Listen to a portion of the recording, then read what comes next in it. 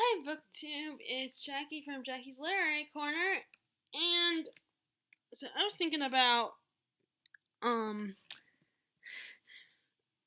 I was actually thinking about my May TBR, and I just watched the video for the Medieval-thon that Holly from Holly Hearts Books does, and going through what books I want to read for that TBR, and one of the prompts involves reading a book about dragons, so I thought I would go ahead with a dragon on the cover. Not necessarily about dragons, but at least had a dragon on the cover. So I thought I would go with this book. And I thought about reading this book for the readathon, for the Owls readathon, but then I was like, oh, there's no way I can get this book done. Because, I'm not even at the halfway point. But, so it's probably not the best option for this readathon either, if I only have a month. But the only other option is also this size. And it got me, and once again reminded, and this was already a video I was debating about filming, but I wasn't sure because I was worried it would be it might be boring to you guys, but you know what? I'm going to do it anyway, where I talk about big books that I need to read, some of them that I have started to read, but I need to finish them. Because my problem with big books is still the same problem I had before, which is I have trouble committing to big books. Like, I've gotten better over the years, and I've gotten pretty far in a lot of them, surprisingly, but I still cannot read a full big book in a month or a few months.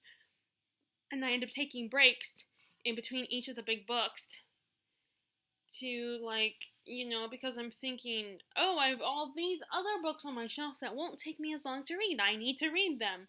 Or they're books, or in some cases, my excuse is it's too heavy to travel with.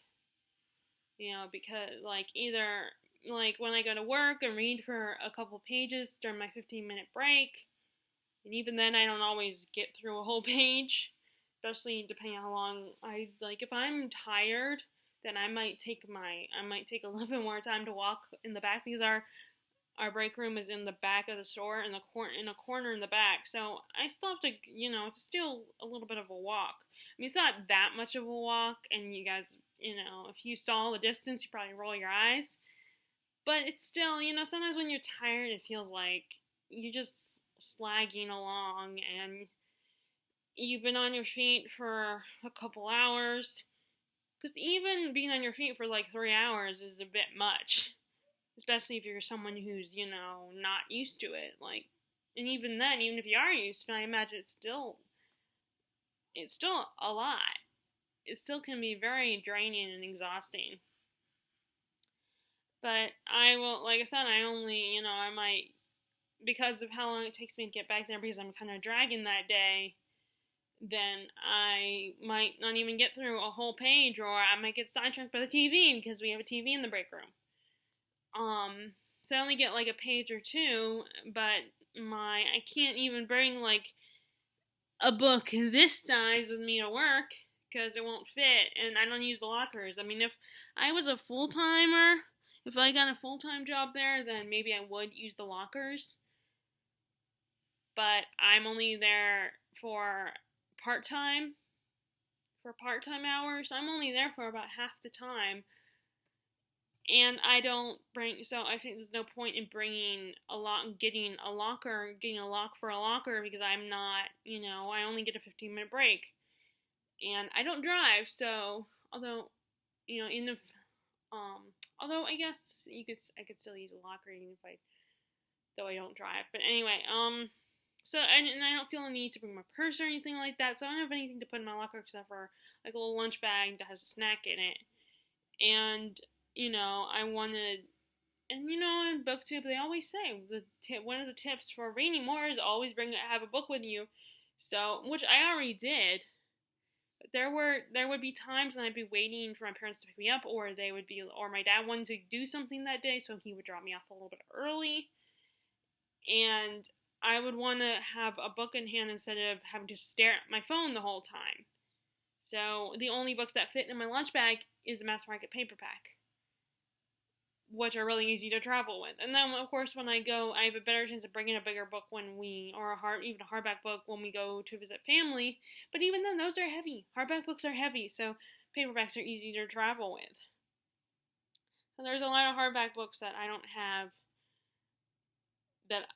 Part of the reason why I didn't finish them is also because I can't just bring them with me everywhere I go, because they're very difficult to travel because they're heavy.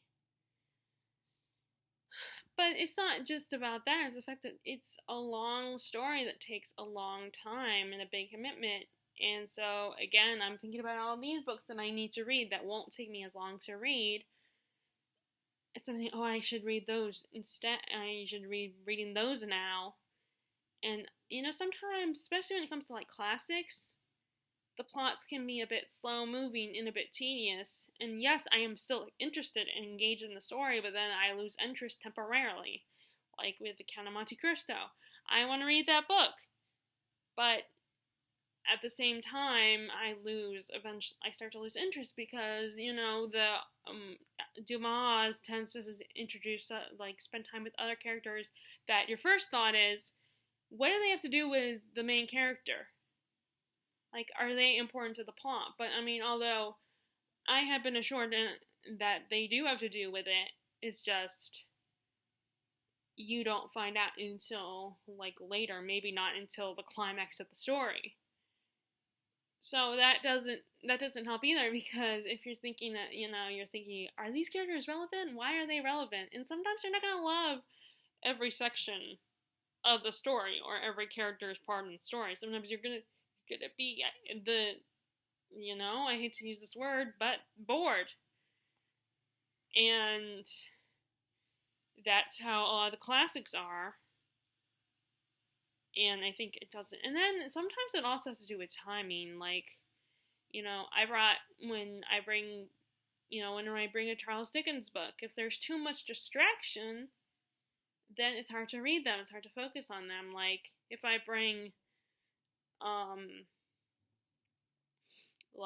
something, when I've gone to my conventions every summer to hang out with Terry, and I will bring a book with me, but then, I end up getting distracted, or I'm so tired by the end of the evening, or, we don't sit down that much. We don't sit around and wait around that much.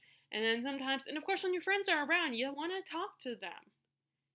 So when you're with your friends, or if you go to those at conventions, there's those panels and stuff, so there's people around you talking, so you get distracted. And then when I go to my either my grandma's place or my sister's place, there's always some kind of distraction. With my sister, the only chance I get to really, first of all, she's a one story with the basement, and I don't want to go down to the basement, and sit there and read down there because it's a lot darker down there. And then I feel kind of excluded from the world above. And I don't want to, I feel like I'm hiding down there. And then, the only time I really get a chance to read if my nephews are at school, or when they were little and they took naps. They're still little, but the oldest I think he's out of the nap stage. And maybe the 2-year-old is also leaving the napping stage. But, so there's, and then when they're around, they're playing and laughing and having fun. And so it's a bit of a distraction, because either you have the reaction of, if you're not a kid person, and it might be annoying. But if you love kids, and, then it's it's a distracting sound in a positive way. And then at my grandma's house, again, it's just one level with a bonus room, but it's near, but the bonus room, I normally don't go off and hide up there, so my grandma will ask questions. I don't want to feel like I have to justify myself and explain, okay, I want to have some quiet and stuff, and I don't want her to feel like she has to offer to keep the TV off, just so I can have some quiet time. And then I don't like going back into the bedroom where I stay at because it's still I'm still close to the noise. The floor and the bed aren't comfortable to lie on and sit on. And then she always is watching the news, which I already am annoyed by that because she has it on 24/7. And I've talked about how this bothers me already because it's like I don't want to hear about what's going on in the world right now. I know the news is important and we should pay attention, but not every hour of every day. And like I said, the bonus room, but it's also not just that I don't want to go up there and having to explain why I'm hiding up there, but also because it's a little claustrophobic being up there. And so there's a lot of distractions, or like when we go on vacations and stuff, I'll still bring books on vacations, but it's just there's too much, and I can't concentrate on a book like Bleak House because it's too much, and it's something, and I feel like Bleak House, along with the other Dickens novels, you kind of have to pay attention. I mean, it's not like in a foreign language or anything, it's just, he writes a lot, it has a lot of details that are going to be relevant later on. And the same thing with, The Count of Monte Cristo and Dumas' work. They talk about things that are going to be important. So with the classics particularly, I think you can't have too many distractions, or you can't be tired to where you're going to fall asleep. And you might need to reread, because that's a lot to reread. But yeah, so I want to read big books, and I know they have so much to offer me as far as story goes. But then I just can't. Like, I need to be in the perfect mood and perfect timing for that, and a good motivation. And I'd like to, hopefully this medieval thon will be good motivation for The Priory of the Orange Tree. But I want to go ahead and show you all the big books that I'm in the middle of. Some of them I have started, but then I was thinking, oh, maybe I should start over. So which I still don't know if I'll do that, because I do have them marked on Goodreads, which is one of the reasons why I still like using Goodreads, because then I can mark the page number I'm on if like the bookmark falls out when it's in one of my bags, or like so it's like, some book, unless it's a magnetic bookmark, sometimes bookmarks might fall out, so you might lose your spot and have to go find it again. And it's even worse when it's a mass market paperback, because the print is so small. So first, let me go ahead and show you the one that hopefully will be the thumbnail. I tried to make this the thumbnail like this, but I still don't understand how that works and how long I need to keep the thumbnail up for it to work, for it to take as a still photo. But The Priory of the Orange Tree by Samantha Shannon. And I do have her other book from her series, The Bone Season. I have the first book. I still have not read that one, but I need to. I debated about getting rid of that one, but then I was like, oh, I have this one, so I might I might want to read her other books. And I don't believe she's done with the series, and I think because of what's going on in the world, I think the last book in the series coming out has been delayed, and of course my dogs, excuse me.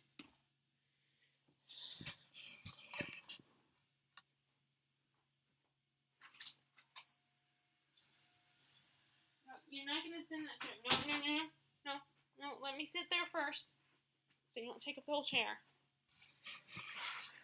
I forgot, my mom's vacuuming, and the dogs, more so the younger one, is a little bit scared of the vacuum. He will bark at it and try to, snap at it. He's right here. Come on. Okay, come on. Get back here to this room. So I kept The Bone Season. And maybe by the time I get around to reading it, all the books will be out. I think it's supposed to be a 4-book series. I'll have to look that up on Goodreads.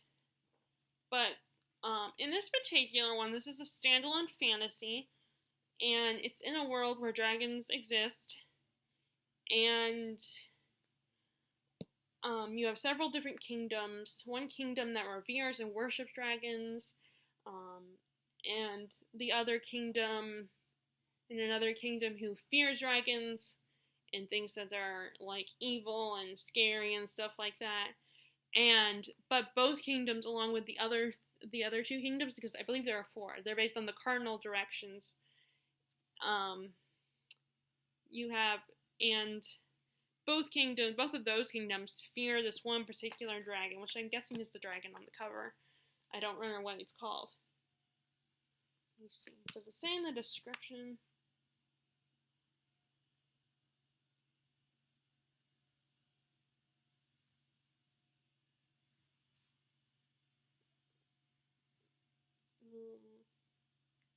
No, it doesn't say. I can't remember what the dragon is called. Like the forbidden one or the unspoken one, some kind of name like that. And so yeah, three main characters. You have a lot of perspective. You have like four different perspectives, and you have one that you have Ead, who has come to the kingdom that fears dragons, and has gone undercover to spy on and protect the Queen Sabran, who is supposed to get married and have a baby, because as long as there's an heir, they are protected from the dragons. And Ead must go and like I said, she must go undercover and make sure she becomes a handmaiden to the queen. And then you have Tane, she has been from the kingdom that reveres dragons. She has been training her whole life to become a dragon rider. But unfortunately, then something happens that means that if she is found out, that she will lose her position as a dragon rider. And we also have this, I can't remember what his job was, but this guy who was banished from Sabran's. Rascal's walking all over books. Well, more like in between them, so he didn't put his paws on my books. And then he has been banished by the queen because it looks like he was trying to kill. I think he was like an alchemist or something, and it looks like he tried to kill Queen Sabran or something like that. And so he is banished. And he also he's one of the queer characters in the story, and I want to say that Queen Sabran is also queer too, because I'm predicting that there's going to be a relationship between Sabran and Ead. That's what my theory is, that there's going to be something romantically going on between the two of them. And I believe that there's another male character that I don't remember. I vaguely recall that he's looking for someone. Like he's looking for possibly his sibling, or like someone from his family. It's been a while. So the thing is, I probably should start over because I don't remember every little thing, but look how far I am. I don't want, and look how much I would have to read to go back, and that's all I think about when I'm like thinking about the books and how maybe I should start over and reread what I read. If I'm not as far into the book, then it's not as big of a deal. If I should choose to reread it. But this one, I don't want to reread it because it's a lot. I mean, I did make an exception with the Count of Monte Cristo, but Rascal, no, you're gonna stay in here. You asked to come in, you're staying. But again, I enjoyed this book very much. It's like I said, a lot to read. And, this is not an easy book to travel with because it's heavy.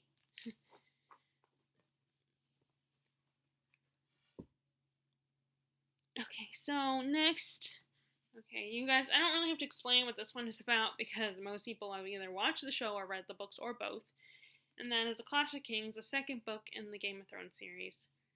I had read the first two books and finished them, and then I started reading book 3 a while back, a long time ago, and I only got halfway, but of course I took a break in between my reading, and I mean, I probably didn't forget too much because, again, I was watching the show as well.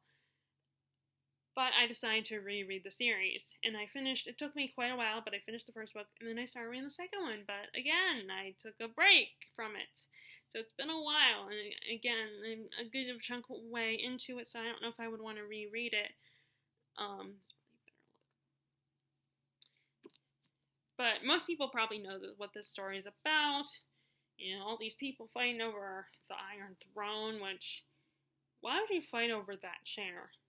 That is gotta be the most uncomfortable chair to sit on. And I always theorize that that chair makes people cranky. That's why the kings are bad kings and become tyrants or just suck at being kings, because that chair is so uncomfortable and makes you angry. But like I said, this is the second one, Clash of Kings.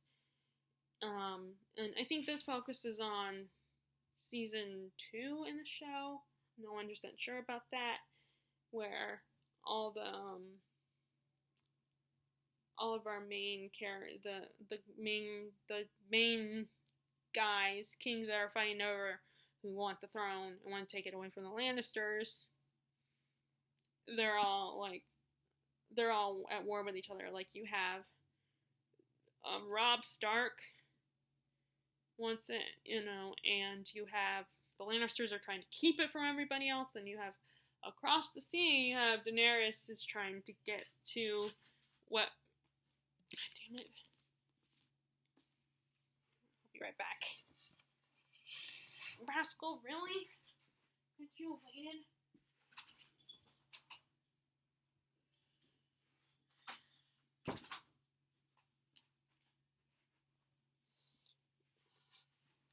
Sorry. Apparently my dog could not wait. Okay, you have Dany, who's trying to reclaim the throne for her family because they were the ones who ruled before, so they believe it's rightfully theirs. And then you have the two brothers of... what's his name? Mark Addy's character in the show. Mark Addy plays him. It's Stannis... Stannis is the only one I can remember his name. Can't remember Robert Baratheon, and then I don't remember, there was a third brother. So Stannis and the other brother are fighting over because it was Robert was the king, was married to Cersei. So they're like, we are the rightful king owner. We are the rightful owners to the throne, and one of us should get it. So all these guys are fighting over power, and then there's a bunch of other kings that want it, that kind of like it. Kind of like the idea of ruling Westeros. So this is I think a lot of people aren't as big fans of this book, because it's like, not a lot is going on in this one. And I read a little bit more the other day, and it's basically, and I talked about it where it was the part when Tyrion is interviewing his cousin Lancel, who is sleeping with his cousin Cersei, and he's like trying to help him out and stuff, and bribe him to get him to help them out and kind of be, I think they expect him to be kind of like a spy, like spy on Cersei without realizing it. And then I read the Arya chapter where she's still traveling, and not much is going on with her. She's just traveling, and I've seen that she's at Harrenhal right now, where Tywin is kind of holding out for now, where he and his men are, and there's that. So not a lot going on, but I definitely want to keep going with it. So, and then this next one, Outlander, Book 3, Voyager. This is another one. This is one of those ones that I debated if I want to keep going with it or not. But then, and this just happened to me recently with, Throne of Glass and ACOTAR series, where I was like, okay, I'm done with Sarah J. Maas. But then I find out that my sister's college roommate is reading. She just read the ACOTAR trilogy. The original trilogy. I know that Sarah J. Maas is gonna eventually write more books. And, she wants to read Throne of Glass. So I was very surprised, but I was pleasantly surprised by that because I didn't think it would be her kind of book. And she enjoyed it. She really liked it. Had a good time like everybody else. And, like all the other fangirls, Reese is her guy, her book boyfriend.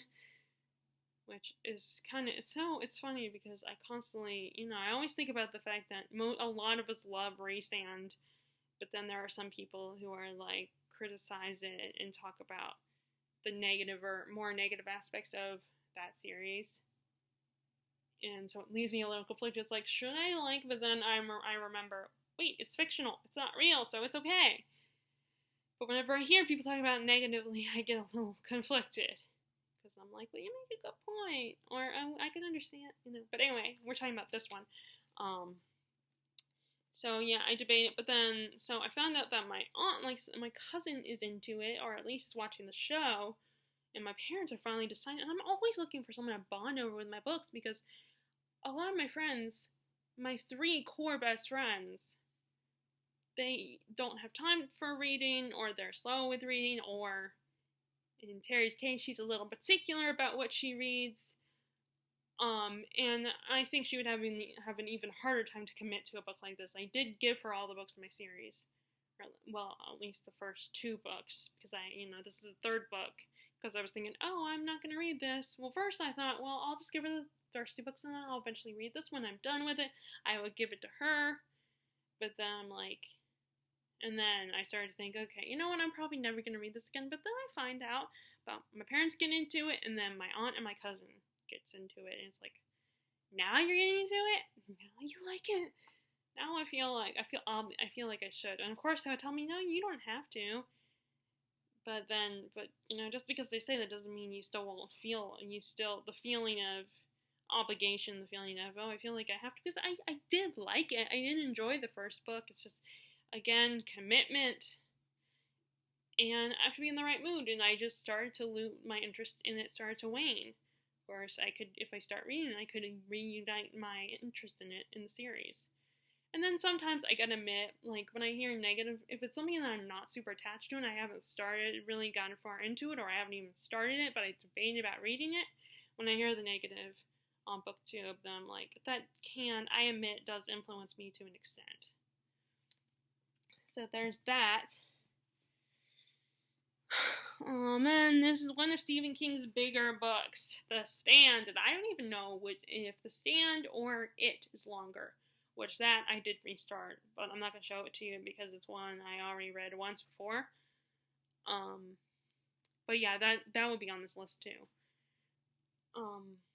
But this is a post-apocalyptic, I think it would be considered post-apocalyptic or dystopian, where, and it'll kind of be poignant for today because it is about a virus that kills half the population, and so we are getting the perspective of several different types of characters. Like, I think one of them is a guy that was in jail, and our main antagonist helps him break him out of jail, and is like, join my side or whatever, join my team, and I'll help you out.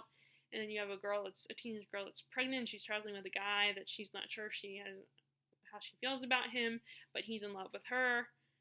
And there's multiple different types of characters. I think there is one kid that has one character that has he's a young guy, and I think he has a disability that makes that people bully him and stuff like that. And he's traveling. He's one of the perspectives. And there's just a lot of characters in the story, and they're all going either to, see if they have their names. The survivors are either going to Mother Abigail, who is a healer, or they're going to Randall Flagg, who is the antagonist of the story, and there eventually will be like a showdown, bad guy versus good, angel versus demon kind of thing, and if you are familiar with Stephen King's work, you will recognize the name Randall Flagg. He appears in a lot of Stephen King's books. Stephen King he did it first, the whole multiverse where all these characters are connected, and even if they're in different worlds or different universes, they're all like they're all interlinked together, and there are people that can cross between the worlds. And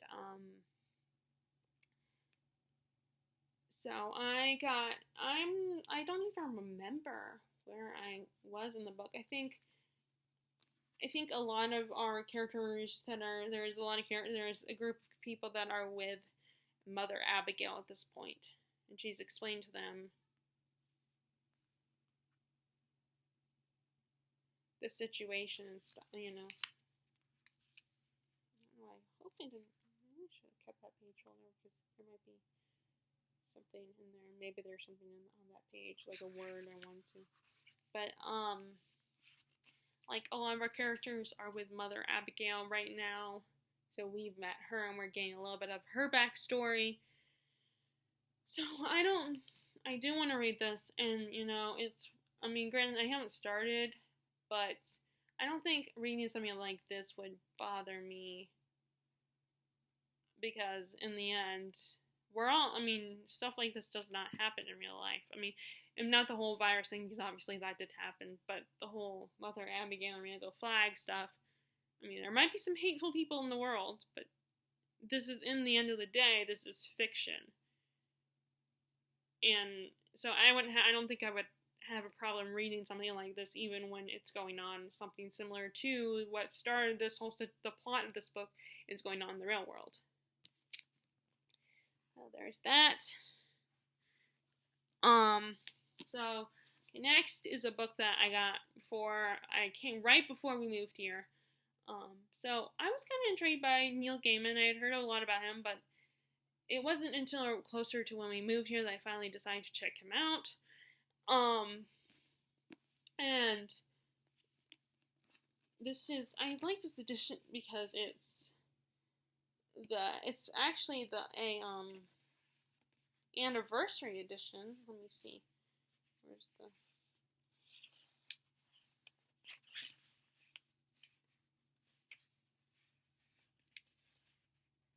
Oh, okay, so he does have more than one collection.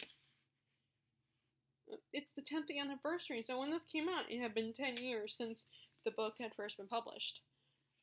So this one, the reason, this is basically this guy, Shadow, he just got out of jail. He found out when he was all excited to go home to his wife that his wife had cheated on him, but she also died. And he's approached by this guy named Mr. Wednesday, and he wants Shadow's help in this little problem he has. And it turns out that there's a war going on between the gods and the old gods of old and the new gods. So you have the Greek, Norse, Roman, Greek gods versus the newer gods, like god of celebrity, god of lust, god of technology, etc., etc. All the things that we quote unquote worship today. And these gods are at war, and the old gods get to Shadow first and want his help. And he is essentially caught in the middle of the war between the old gods and the new gods. And I believe Mr. Wednesday is Odin. I believe he is Odin. But it's very dark and very gritty. And what I decided to do when we moved here in 2016, 2017, I decided to see if the library had some of his shorter books. So I've read at least 3 of his other works. So I've read the short story collection Trigger Warning, and that one does have a story that's connected to this world. And I read The Ocean at the End of the Lane, which actually was in the YA and kids section of my library, which I was thinking, really? That shouldn't be. I don't think that one should be there. I know it's the main character we see in his childhood, but considering what he witnesses, and there's a description in the book of what he witnesses, that's a very adult, very mature book. But it's like this man has gone back to his childhood home, and he's reliving this. He's remembering this experience that he had as a kid, when his dad had an affair with his new secretary, and the way he deals with it is he imagines her as a literal monster, like something out of a fairy tale monster. And he gets help from this next door neighbor, this little girl. He becomes his friend, and I don't remember if she was like a witch or something, but she helped him get rid of the monster. And I don't remember what happened. I think, like, was it that she didn't really exist? Was she witched? Did she die or something? I still don't remember. It's been a long time. I would need to reread it. I mean, I might, like, if I have the Libby app, so I might, if it's on the Libby app, then maybe I'll get it, I'll borrow it from there and listen to the audiobook. But, and then I also read the Graveyard Book, which is about a boy that is left behind when he's a baby in a graveyard after his parents get killed, and he's raised by a ghost. But the guy who killed his parents is not gone. Is not dead. It's still around, and he finds out that the little boy is alive and wants to kill him.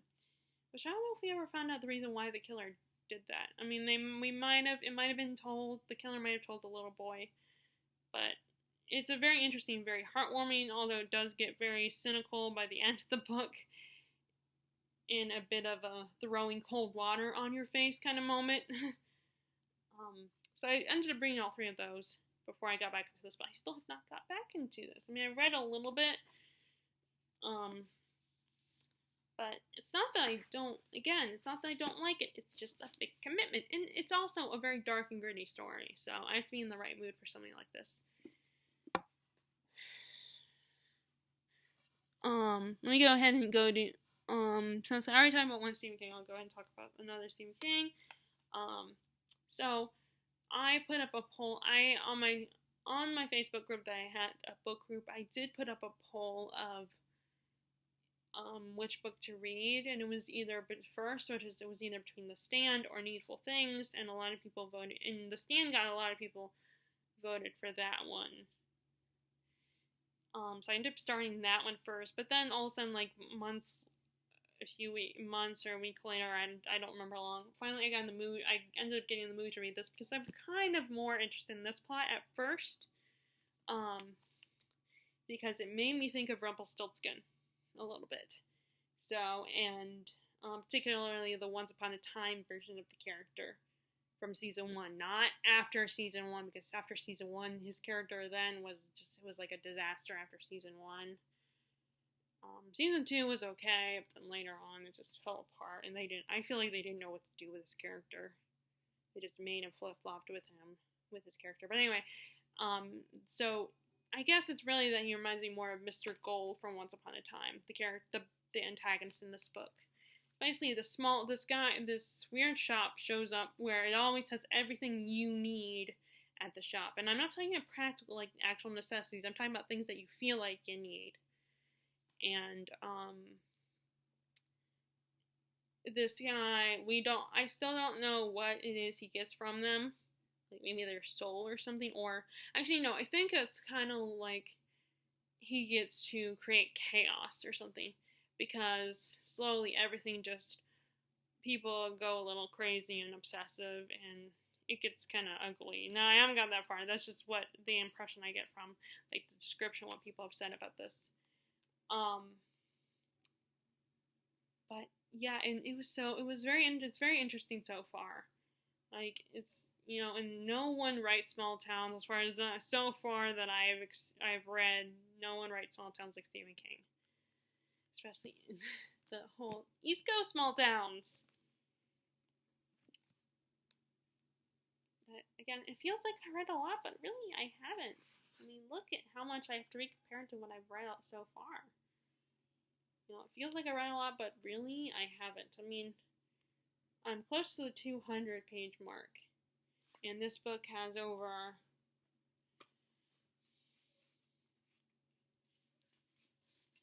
Which, by the way, these are some of my favorite, with his name like this. I always like that. But let's see, how many pages are in this?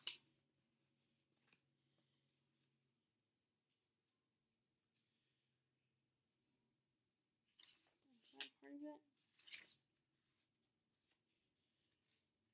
Okay, so I guess that's part of it too. It's not just I don't think.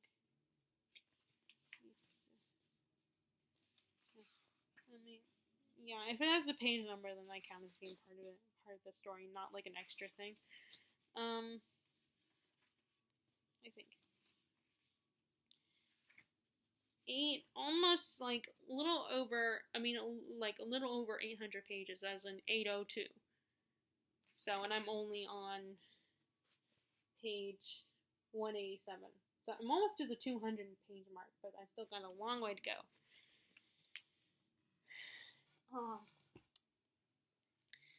Okay, here. So next is a brand. Now with this one, I am waiting before I get back into this. I'm reading some of his the author's standalone works, although they might no longer be a standalone at some point.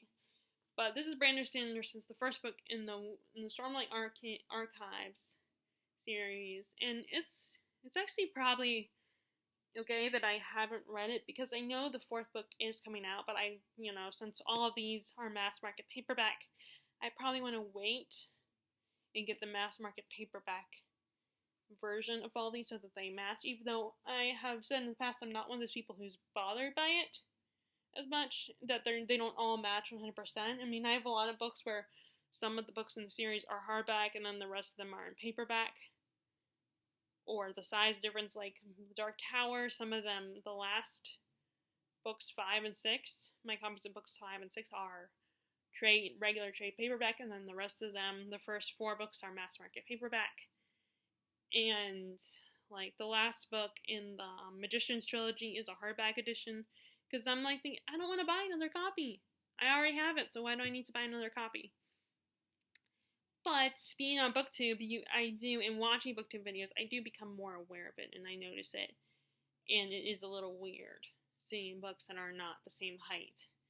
I mean, like I said, I'm still not as obsessed with it as, as some people can be.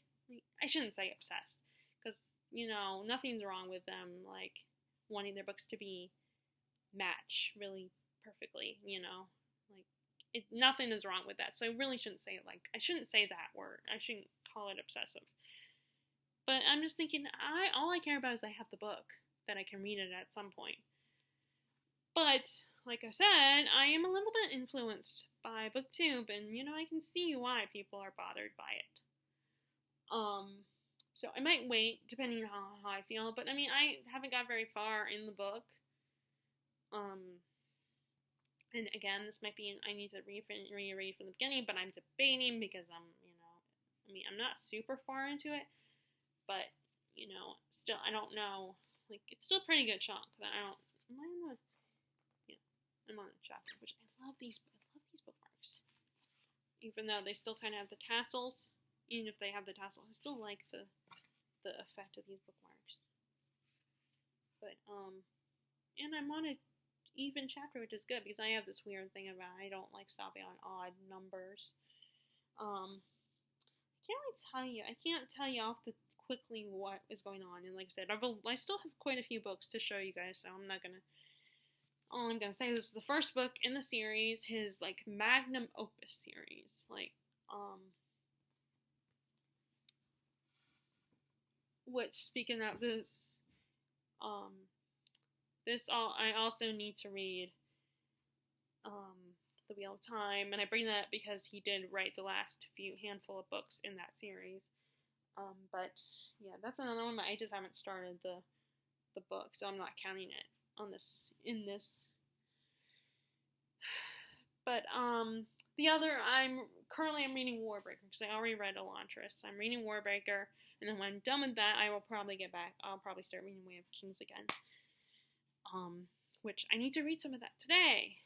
Because, like I said, I only get 15-minute break, so that's not a lot of time. I'm just trying to get my nonfiction and my historical fiction read first, which is something wonderful about the history of Richard Rogers and Oscar Hammerstein. I'm almost done with that. I have two more chapters to go in that one, and then an epilogue, and then Shadow of the Wind. I want to get a lot farther in. It's called the Shadow of the Wind. Yeah, because I always get that title mixed up with Name of the Wind. But Shadow of the Wind, I want to get at least to the halfway point, because what I don't, I read a lot of fantasy back in April, which as I'm filming this, it's still technically April. Like, there's a few more days to go before the end of April. But I read a lot of fantasy for the Owls Magical Readathon, so I wanted to read the next handful of books. I wanted them to be, the next handful of books I finish, I wanted them to be non-fantasy books, which is good that I listened to Origin and finished that one. I just finished that one. So, which I was not expecting to finish Something Wonderful this month, but I might actually be able to finish it this month, because it's only the 27th, and there's, I believe, 30 days in April. So, as I'm filming this, it's the 27th, so April's not over yet. There's only a few days, and like I said, I only have 2 more chapters and then an epilogue to read. So then we have another dragon book, but it's not, this one is a little different because it actually is a book that is, I think, 2 novels, or more than one novel in one big book.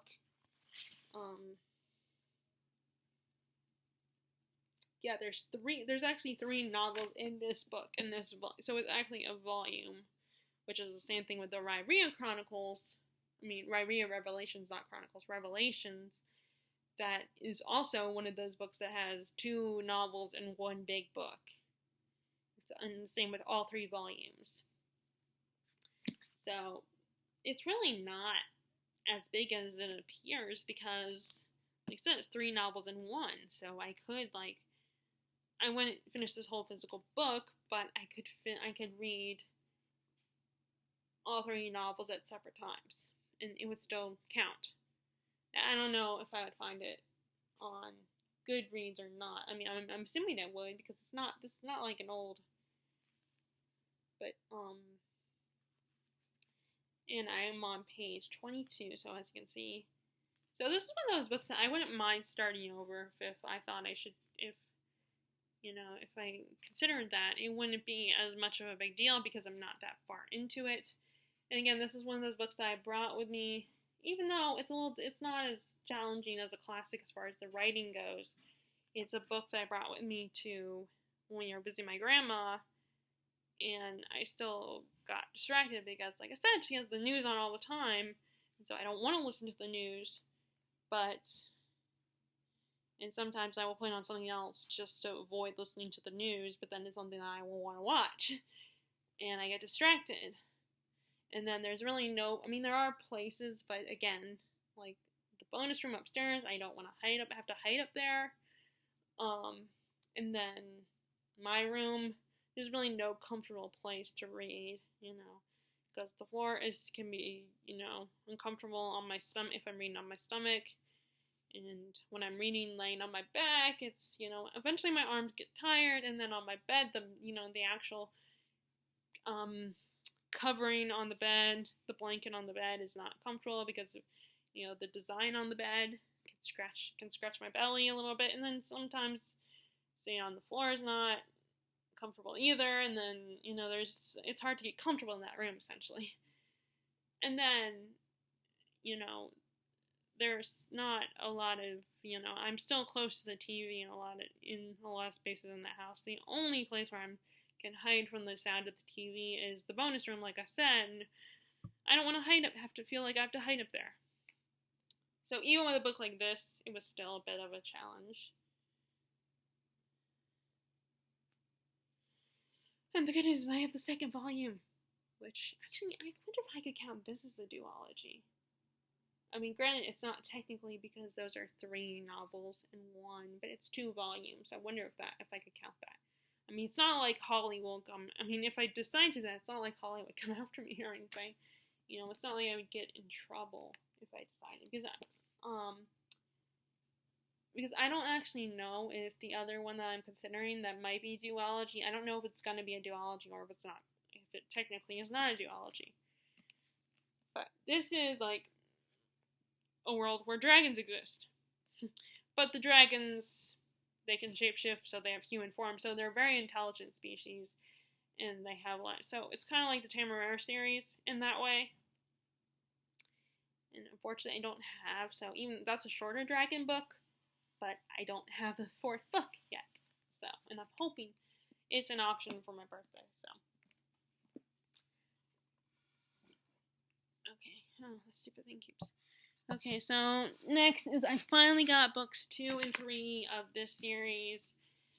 This is the Faithful and the Fallen series. This is the second book, Valor. I have been waiting to get this series, because every time I go to My Books A Million, it was never there. Just the first one was there, which annoyed me.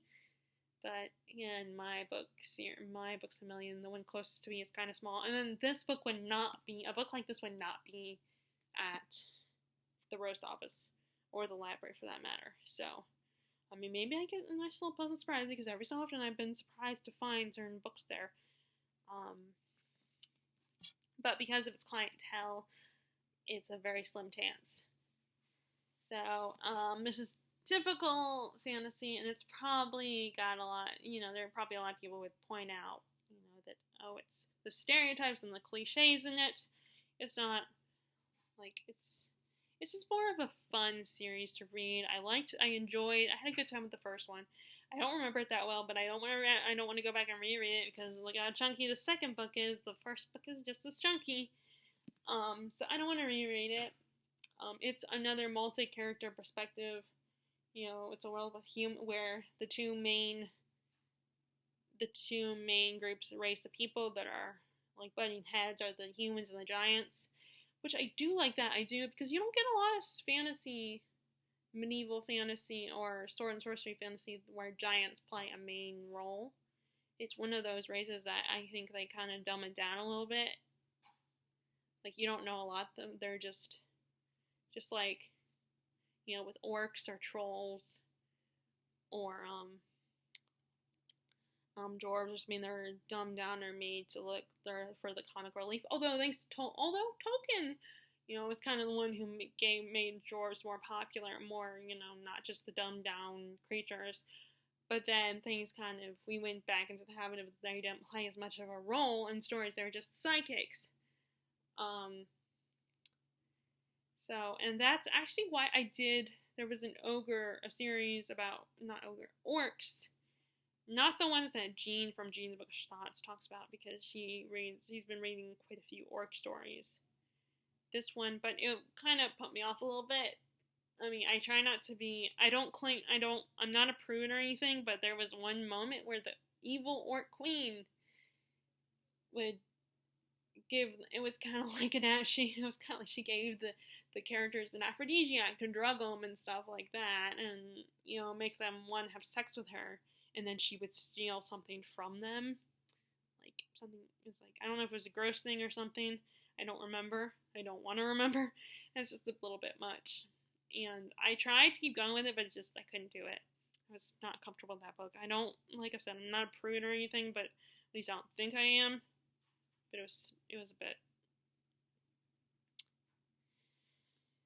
Which, although I think it's the negative connotation of being what is considered a prude is a little judgmental, because it's like, if you're not comfortable with that, nothing's wrong with that.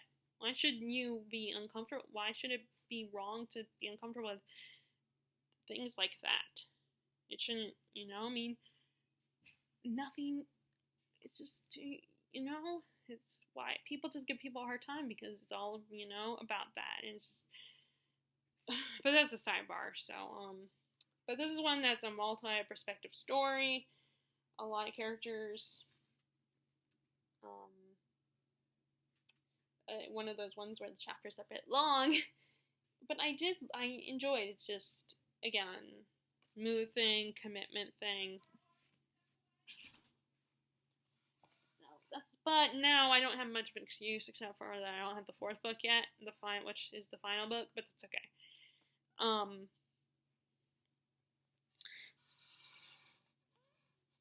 Okay, so here's the Dickens book I mentioned, Bleak House, in the beginning of the video. And I kind of already gave you an idea of what my problem with the situation was with this book, that I started, but I brought it with me on, at the wrong place, wrong time to be reading it. I brought it with me to our vacation to Florida, but then I had the other Dickens book, Oliver Twist, which was a library book, and I wanted to get that one done so that when we got back I could return it.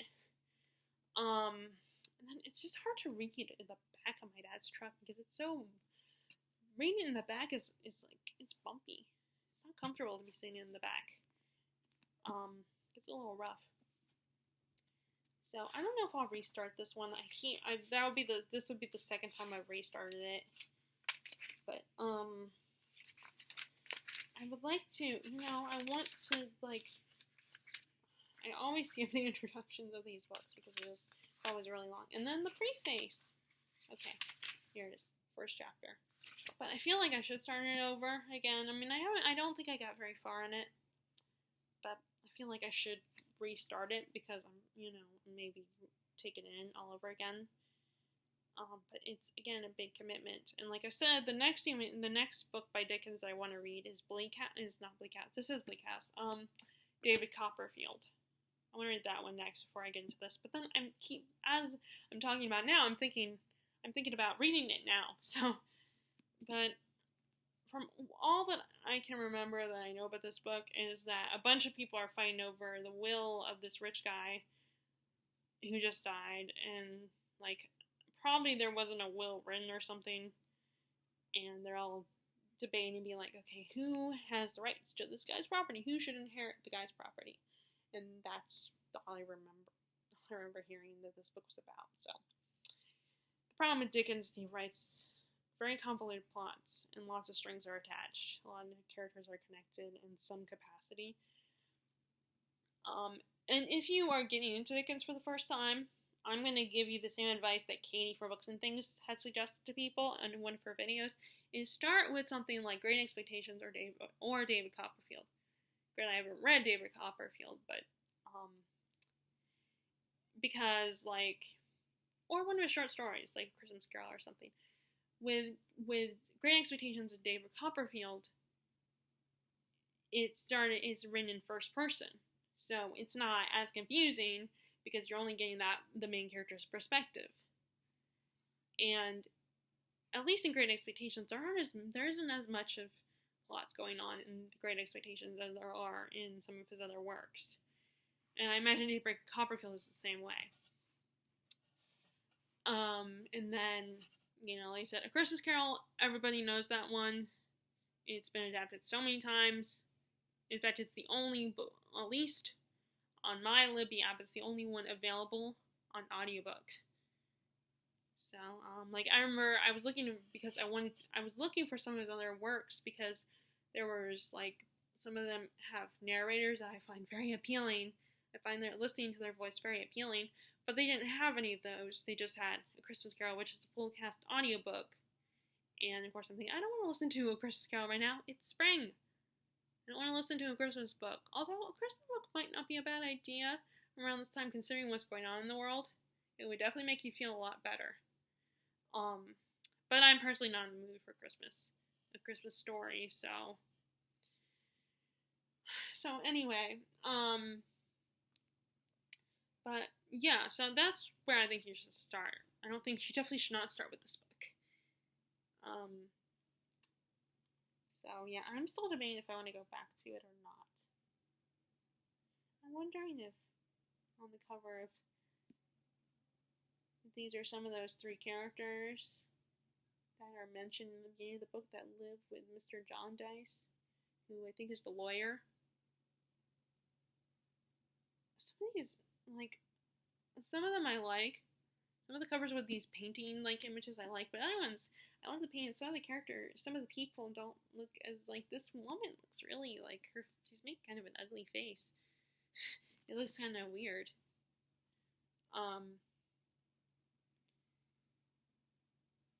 But I'm guessing, yeah, that's what I'm guessing, that maybe the people on the cover are the three people we're introduced to in the beginning of the book that are living with the lawyer guy, I think. That's all I remember. So yeah. So that's one of the Dickens books that along with David Copperfield, that I want to read. David Copperfield isn't as long, so it's on the list. So next is one that I keep starting to read, but then I've started it twice now, and that is East of Eden by Steinbeck. This is one of those I just fell in love with the writing, and maybe back in the day I wouldn't have. When I was a little bit younger, I might not have been into it, but now that I'm older, I was definitely more interested. And it makes me think of autumn. Like I get like it's a book that I feel like I should read during the autumn time. Um, and I think I said it because I got it from the library and brought it with me when we went to one of our trips to see my sister when we went to go apple picking. I brought my library, the book I got from my copy of it that I got from the library. I brought it with me, so I kind of associate with those feelings that I got, that kind of warm, fuzzy feeling I get during that time. It's a little chilly, and things are, like, it's hard to explain that feeling that I get. It's that warm, cozy feeling when it's a little bit chilly, but it's not, like, freezing cold. I kind of associate that book with that. This is an Adam and Eve retelling. It focuses on these two families, the Trask and the Hamilton family. And you have the two brothers. And then one of them has twin boys who I think are supposed to be like Cain and Abel. But it's just like this, Steinbeck has such beautiful writing and descriptions and everything. So I need to reread it. I need to get back into it. And I still don't know if I want to start over the third time because I know I won't get very.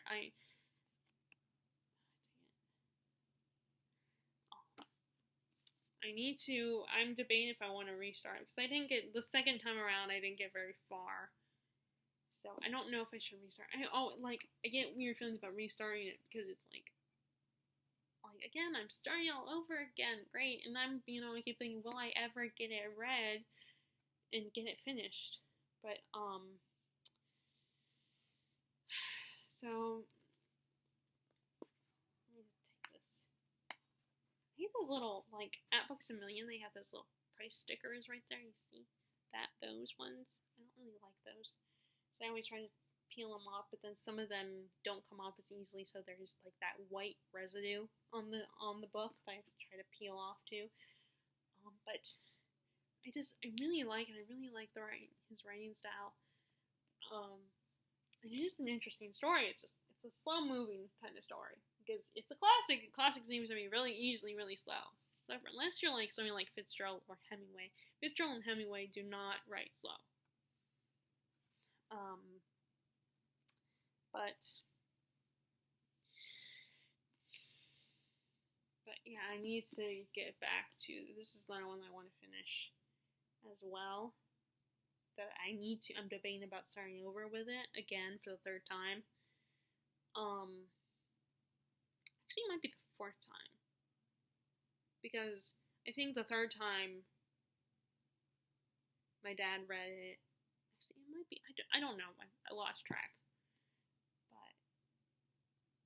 So I definitely want to reread this again. I mean, just whenever you hear people talking about these books, it just gets you excited and you're interested. They make them seem so interesting on BookTube, but people read these kinds of books, like classics. But it's at the same time. But once you start, sometimes it's you're a little you're interested, but then in my case, I lose interest eventually. I'm interested still, but it's just all of a sudden I'm not in the same mood anymore. Okay, so this next one is, which I think this would be the book I would talk about for the next Sunday at 7 topic is talk about books, your favorite books of booktubers that you want to read or you're interested in. And I want to say this might be the one for Jennifer from Insert Literary Pun, or it might be Allah's favorite, or one of them hates the book and then the other one loves the book, I think. So I have to look that up. But, so this is just about the town of Middlemarch, which is in England, and it's different. You get all these different characters. In the beginning, it starts with two sisters, and one of them, the oldest sister, is the father's trying to get her to get married, and she thinks she knows the best guy for her to marry, and the other people are I don't know, why would you want to marry this guy? He's kind of boring and not as, but she thinks, oh, he's perfect for me because we're intellectual types, we love, we want to do something important in the world and stuff like that. So she thinks he's great and perfect for her. And, but the last thing I read is she's starting to be unhappy in her marriage.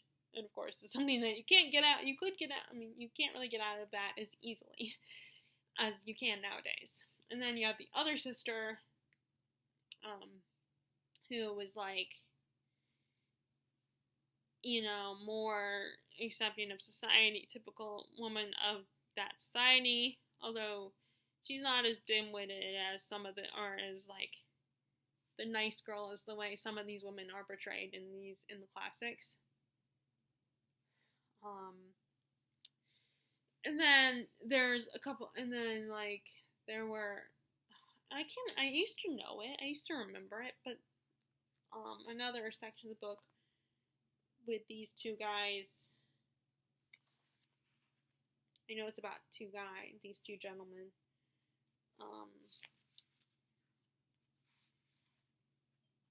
And one of them has a sister, and the other one is in love with his sister or something along those lines.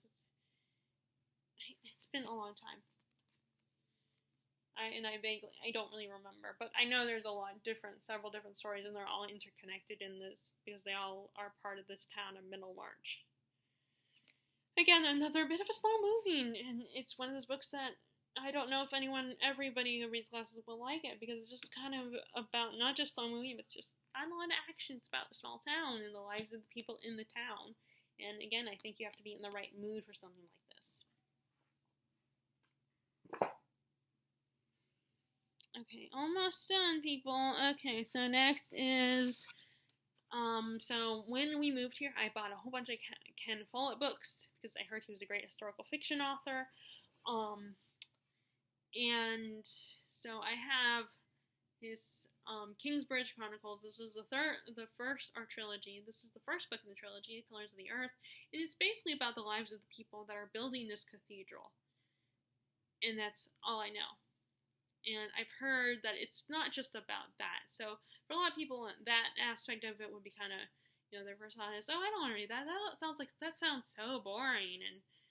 But I've heard a lot of people say that it's so much more than that. It's not just about building this cathedral. It's about the lives of people building this cathedral. And there's a little bit of romance and intrigue and all that good stuff.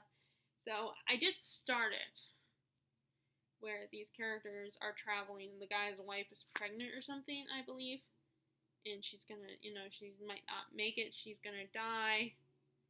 And he's trying to get to this town to find work, I believe.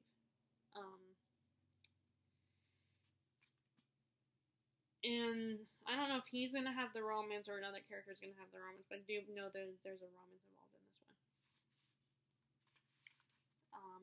I'm almost on page 100.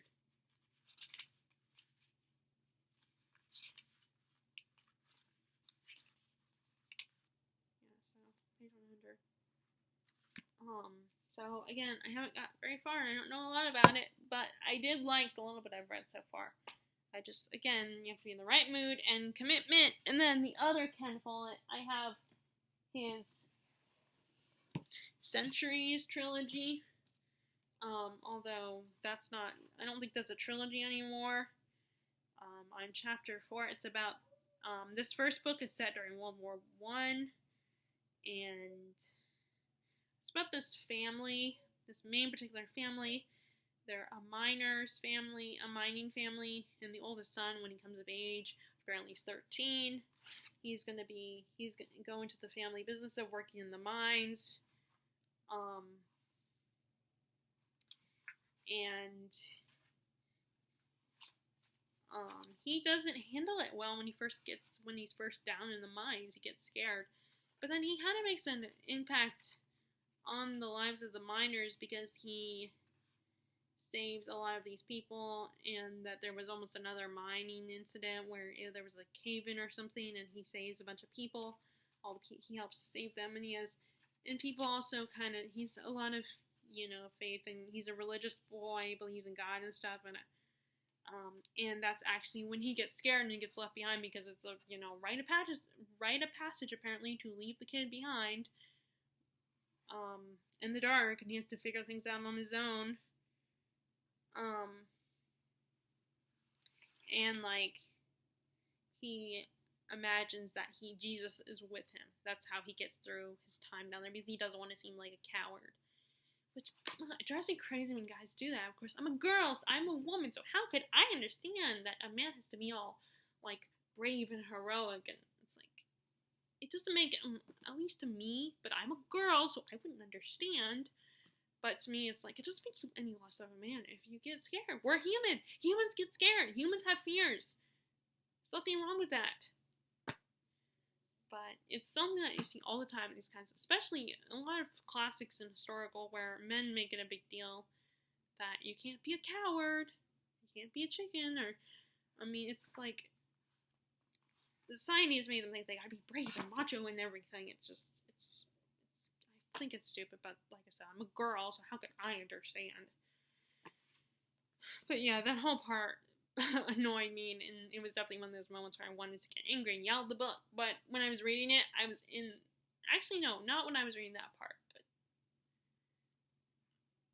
I don't know. Actually, when I was reading that part, I might have been in the car with my mom. It was during one of our trips to my grandma's house, so I don't know. But I'm on chapter 4 of the book. But again, the size of this book, and it's a paperback, but it's still big. It's still a chunker of a book. And then I got 3 more books to go, and then I'm finally done. And I hope you guys aren't too bored with this video. It's very hard. I always try to come up with more videos that might be more interesting, but like I can't think of stuff to talk about, to do discussions on. And I think the next video I will film, which I don't know if I'll do it right after this one, or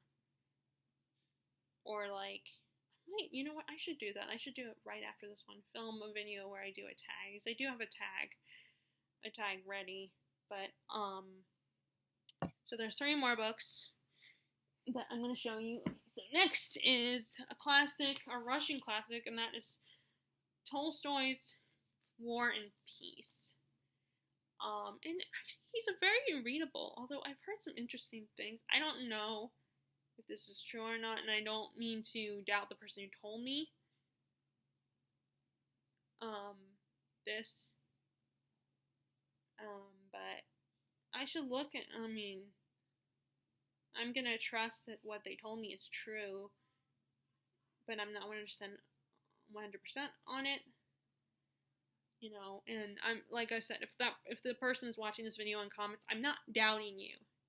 I think it's very interesting, and like I said, I don't, until I actually look it up, or, if you're watching this video, maybe you can show me, but they had told me that actually Tolstoy did not do the writing. I think it was Tolstoy, that he doesn't write, his wife wrote his books because she was a better writer, that he could come up with the ideas and the plot, but she was the one who wrote the books. So, like I said, don't take my word for it, but someone commented on my video and told me that.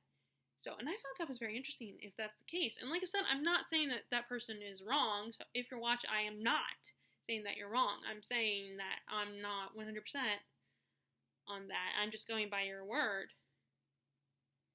But I think that is a very interesting thing if that's the case. Because Tolstoy is very readable. At least from what I've read of this book. I still, it's still not a lot compared to how long this book is, but I still got a pretty good chunk, and I think I'm close to book, I'm almost on, let's see, what am I right now?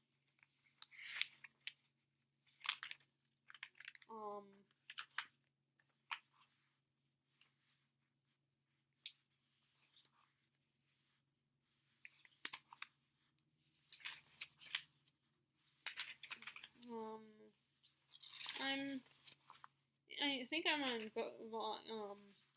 book 2 or 3, so I don't know where I am in that.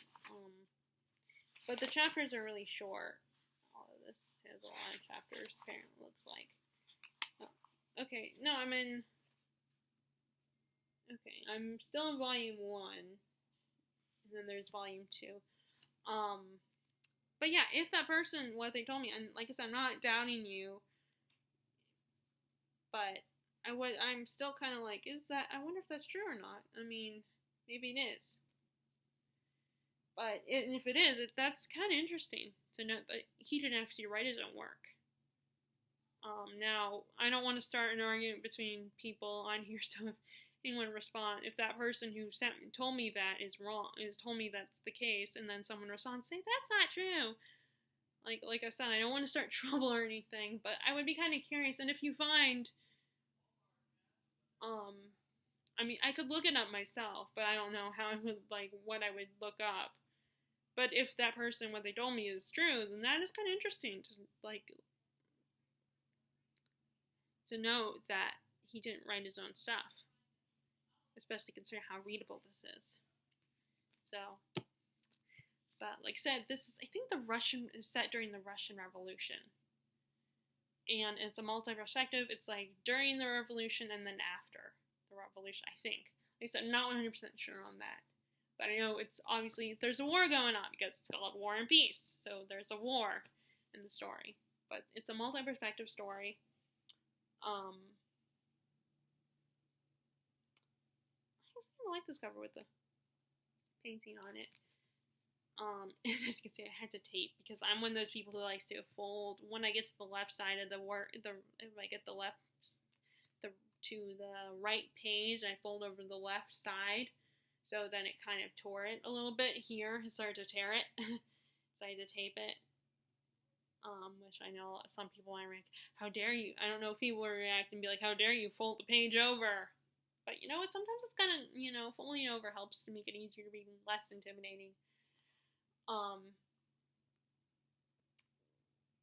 But anyway, like I said, so if the person that told me that, if they find proof that that's the case, I don't know if, like I said, I don't mean to doubt you if you're watching this video. I just find it very surprising. It would be a very surprising, if that is the case. And I hope you don't get annoyed with me and thinking, well, the way you responded, it sounded like you believed me. And it's because when I respond, I really was surprised. So I don't mean to question, I hope you don't think I'm questioning you or all of a sudden it's oh, you didn't really believe me when I told you that little bit of information. Like I said, I just find it really surprising that that's the case. That it's his wife who wrote the books and not him. And of course although actually it does kind of make sense that that's the case because there is that movie that came out a couple years ago starring Keira Knightley, how she was an author and that she had all these ideas and stuff, and then she at the time she's her husband took credit for her ideas and he took credit for writing these books that were about women and the day about housewives in a novelization form, and they were thinking, and a woman, why wouldn't they expect a woman to be able to know about that stuff more so than a man? It makes sense that a woman would know, but then at the time, they're thinking, a woman couldn't write a novel. And so, now that I think about it, it makes perfect, and actually, now it kind of makes sense that, because it could have been a situation where the husband took credit for the woman's work, and that she couldn't take credit for it. But of course, it's still considered a novel by Tolstoy. So, if that is the case, whether that's, I guess she never, whether it's the case or not, I guess she still didn't get credit. And I don't know if she wanted credit or not. But like I said, if that person that told me that, maybe if you find something that talks about that, I'd be interested. I mean, like I said, I could look it up myself, but I'm lazy like that. So, which I hope that doesn't annoy you. But, if you do, I would be kind of curious. But anyway.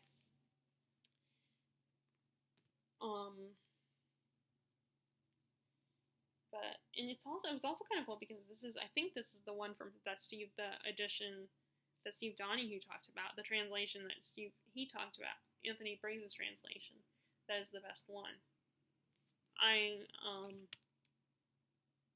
So hopefully, but so far, like I said, it's very readable. Oh, and then there's also another historical thing about that. There was a historical movie that was about an artist, the artist who made those paintings that had with people that had the big eyes and stuff, and her husband took credit for it. Now I don't know if that's based on true story or not. I never saw the movie, but it's with Amy Adams, and I can't remember the German actor who I actually really like him. I cannot remember his name, but I remember that one was also a story. She made those paintings with the characters with the big eyes, but then he took credit for it, and then she started to realize, wait a second, I want credit for this. Like, you're getting all rich off of this. I want it too, because I'm the one who actually did the work. You're just taking credit for it. So I'm wondering if what that person told me about how the wife is the one who wrote the books because she was a better writer, I'm wondering if it was that kind of situation where, because of the time period, a woman couldn't take credit for it, couldn't claim being a writer because no one would believe her and people wouldn't take it seriously because apparently women only write certain types of books if they do write. And he just took credit for it. And apparently he still gets credit for the book if that's if that person who told me that little bit of fact, if they can find something that talks about that, I'd be very interested. Then 2 more books. Okay, this is The Count of Monte Cristo. This is Jennifer Brooks' favorite book, and then last night I just realized it's also Mercy Napier's favorite book, and it's one that Emily Fox. I don't remember her channel name now. I usually can remember her channel name and not remember her real name. But now I remember her real name, but I can't remember her channel name. She's French-Canadian booktuber. She's, really pretty with long black hair. She loves science fiction. But she also likes this book, although she hasn't finished it. And she read an edition that was 2 books in one. It was 2 books. This book was published in 2 books. Because this is over like 1,000. Let's see how many pages there are. Counting the explanatory notes section, it is 1,130 pages. So it's even longer than like Gone with the Wind and It, I think. Or The Stand. And this is an early revenge story. It's funny that it was considered, at the time it was published, it was considered sensationalism, but now it's considered a classic today. And it's basically about this guy who has a pretty good life. He's a sailor. He's about to get promoted. One of his coworkers, a little bit jealous. His coworker, Mr. Danglers, is a little jealous because he's kind of been at this business for a long time, and he thinks he believes, why am I getting passed over by this kid? This kid should not. I don't want this kid to be my captain. He's just a kid. Why am I getting passed over? And he has a beautiful, his family's doing pretty well financially. He has a beautiful fiance, Mercedes, but her cousin is in love with her. And so Danglers and the cousin work together with this other guy to get rid of Dantes, and they frame him. This is during the Napoleonic Wars, so when Napoleon was trying to become emperor, and they frame him as a Bonapartist, which is a supporter of Napoleon. And he ends up getting thrown to the Chateau d'If, an island prison, but then while he's there, he befriends this priest who teaches him and helps him become more educated, and they're slowly doing the whole escape from Alcatraz method of escaping the prison. But of course, the priest is an old guy and he dies, leaving Edmund on his own. But before he died, he told Edmund about this treasure on an island that belongs to him and that he wants Edmund to claim. And so Edmund tricks the guards and escapes the Chateau d'If. He runs into pirates. He travels with the pirates for a little while. They find the island, the Isle of Monte Cristo, where the treasure is. He finds it and creates this whole new identity for himself as the Count of Monte Cristo. And the pirates help him, and he works, and he gets back to I think it's Versailles where it takes place. He gets back there and gets revenge on the people who had him falsely accused of treason. And this is such an awesome story. It's just a slow story, and again, this is one of those classics where there are times when you're like, what does this have to do with the main character's story? Is it important? Why is it relevant? And then you're gonna find out later that it is relevant. And I've seen the movie, which starring Jim Caviezel, and I can't remember the other actor's name in it. I'm familiar with him. He was the same guy who played the main character in the remake of H.G. Wells' The Time Machine. I can't think of what else. He was the main guy in Memento.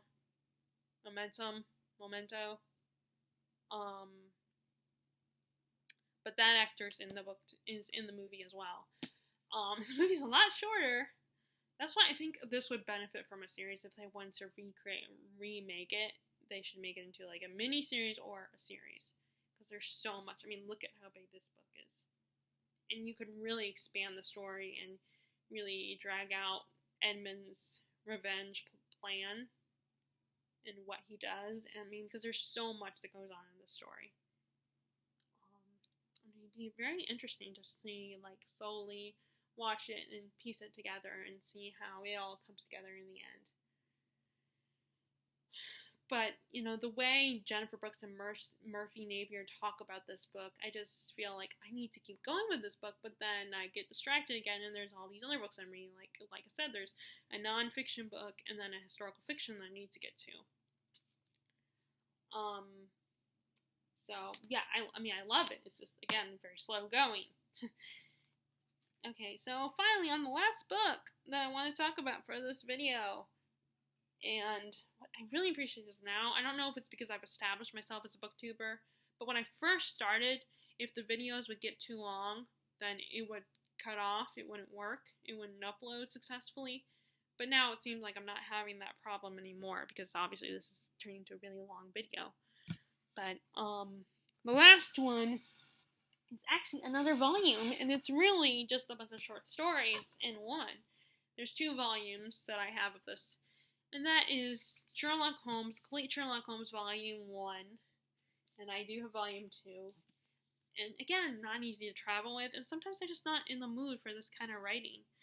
It's not a thrilling novel. It's like really more about I mean, there are mysteries and characters are getting killed and stuff, but they're short stories, they go by really quickly, and it's just like, I feel like a lot of modern, especially the most recent adaptations, have spoiled us for Sherlock Holmes, the stories, because they're so much more action-packed, more exciting, more action-packed, and really, the novels themselves, the short stories themselves, are not that way. They're not as exciting, they're not as thrilling, they're not, it's really, what's fascinating is more looking into the mind of Sherlock Holmes and understanding how he solves these cases and the mystery of it all, and looking at it from the perspective of someone like us, who's so fascinated and is not as intelligent and as quick thinking as Sherlock Holmes, and just seeing him solve the cases, like figuring out. And the books are written in a way that there's no way you can figure it out. And so that you get the story, and then all of a sudden you find out, but then in the second part of the story, you find out how Sherlock Holmes figured it out. It's all about deductive reasoning and the little in-between clues that we wouldn't notice at first, because they're just so small. Like the scuffs on someone's shoe or something, or like a stain, or, things that we would dismiss and be like, is that even irrelevant, He notices those things, or like a scratch on the wall or something. But I keep this is another one, like, I have a few like this that I've been meaning to read them, but then they're big and they're not easy to travel with. I mean, so it's like, and what I like is the inside is like, looks like an old book, and they're deckled edges, and I'm one of those people who actually likes deckled edges because it reminds me of an older book, like books back in the 1800s or something. Okay, so that's all the books I want to talk about for this, my big book, the books I need to read. So in a way, I guess this is kind of like, because I know I've talked about my issues with big books before, so this is kind of like a part 2 to that one, I believe. But if you guys like this video and weren't too bored with it, give it a thumbs up, click subscribe if you want to. If you want to know when I post new videos, you can click the bell notification below. And I hope you are enjoying your reading, and I will talk to you all later. Alright, bye!